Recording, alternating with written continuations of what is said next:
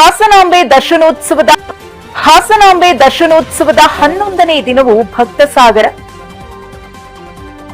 11ನೇ ದಿನ ಇವತ್ತು ಕೂಡ ಅಪಾರ ಸಂಖ್ಯೆಯಲ್ಲಿ ಭಕ್ತರು ಬರ್ತಿದ್ದಾರೆ. ಹಾಸನಾಂಬೆ ದರ್ಶನ ಪಡೆಯಲು ಧರ್ಮ ಸಾಲಿನಲ್ಲಿ ನಿಂತಿದ್ದಾರೆ ಭಕ್ತರು.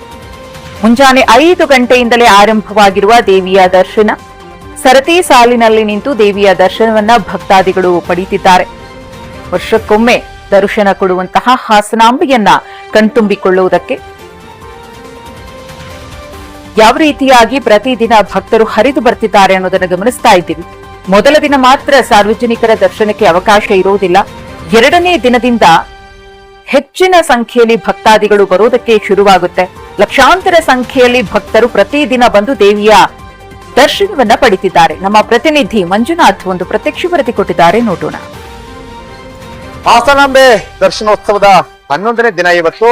ಏನು ಕಳೆದ 10 ದಿನಗಳಿಂದ ಅಪಾರ ಸಂಖ್ಯೆಯ ಭಕ್ತರು ಬಂದು ಹಾಸನಾಂಬೆಯ ದರ್ಶನವನ್ನ ಪಡೀತಾ ಇದ್ದಾರೆ. ಒಂದು ರೀತಿ ಭಕ್ತರ ಪ್ರವಾಹವೇ ಹಾಸನದತ್ತ ಹರಿದು ಬರ್ತಾ ಇದೆ.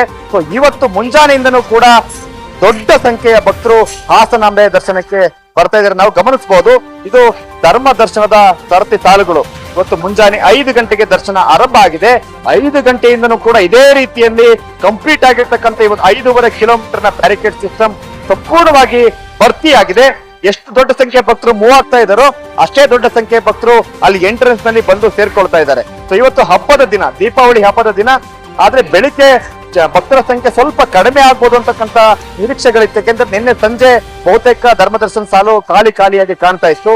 ಆದ್ರೆ ರಾತ್ರಿ 10 ಗಂಟೆಗೆ ಧರ್ಮದರ್ಶನ ಸಾಲನ್ನ ಕ್ಲೋಸ್ ಮಾಡಲಾಗಿತ್ತು. ರಾತ್ರಿ 12 ಗಂಟೆಗೆ ದರ್ಶನ ಕೂಡ ಬಂದಾಗಿತ್ತು. ಬೆಳಗ್ಗೆ 5 ಗಂಟೆಗೆ ಮತ್ತೆ ದರ್ಶನ ಆರಂಭ ಆಗಿದೆ. 5 ಗಂಟೆಗೆ ದರ್ಶನ ಆರಂಭ ಆಗ್ತಿದ್ದಾಗೇನೆ ಇಷ್ಟು ದೊಡ್ಡ ಸಂಖ್ಯೆಯ ಭಕ್ತರು ರಾತ್ರಿಯಿಂದನೇ ಕಾದಿದ್ದು ಹಾಸನಾಂಬೆ ದರ್ಶನವನ್ನ ಪಡೀತಾರೆ.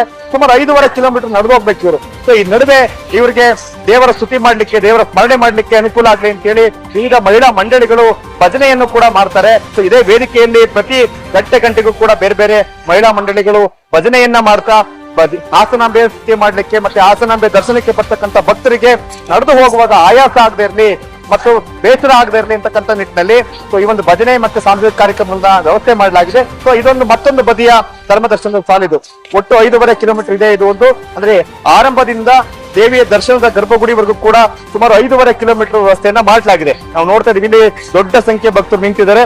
ಲೈನ್ಗಳು ಕೂಡ ಮೂವ್ ಆಗ್ತಾ ಇದೆ.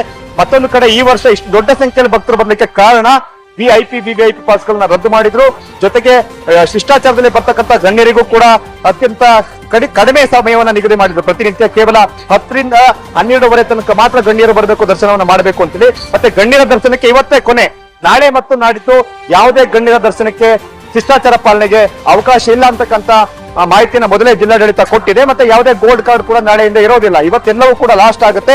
ನಾಳೆಯಿಂದ ಕೇವಲ ಧರ್ಮ ದರ್ಶನದಲ್ಲಿ ಬರ್ತಕ್ಕಂಥ ಭಕ್ತರಿಗೆ ಮತ್ತೆ 1000 ರೂಪಾಯಿ ಟಿಕೆಟ್ ಮತ್ತೆ 300 ರೂಪಾಯಿ ಟಿಕೆಟ್ ಅನ್ನ ಪಡ್ಕೊಳ್ತಕ್ಕಂಥ ಭಕ್ತರಿಗೆ ಮಾತ್ರ ಪ್ರವೇಶ ಇದೆ. ಸೊ ಇವತ್ತು ಹಬ್ಬದ ದಿನವೂ ಕೂಡ ಲಕ್ಷಾಂತರ ಸಂಖ್ಯೆಯ ಭಕ್ತರು ಹಾಸನಾಂಬೆಯ ದರ್ಶನಕ್ಕೆ ಆಗಮಿಸ್ತಾ ಇದ್ದಾರೆ.